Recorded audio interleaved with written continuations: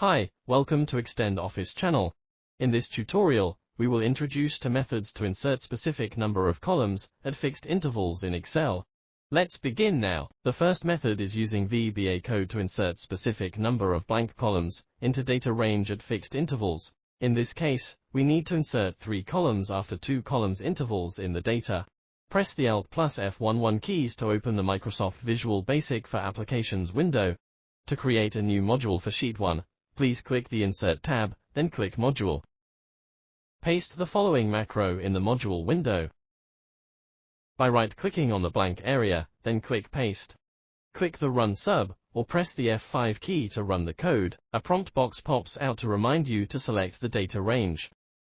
Now, go to Sheet 1, and select the data range in which you want to insert blank columns. Click the OK button to continue. Another prompt box pops out. Please enter the number of columns intervals in the Enter Column Interval box. Click OK. In the third prompt box, specify the number of columns to insert at each interval. Click OK. Now the result is returned. Go back to Sheet 1. You can see at each interval after columns, 3 columns are inserted in the data. If you don't want to use the VBA code, the Insert Blank Rows Columns feature of KutoolsforExcel is the perfect solution for you. Select the existing data range first.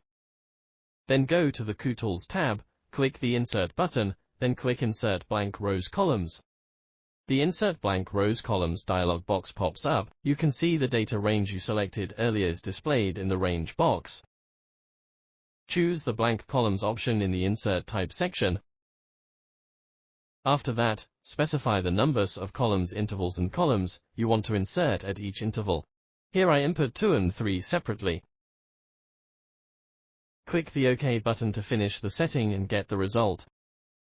So, just with a few clicks, 3 columns are inserted at each interval after columns in the data.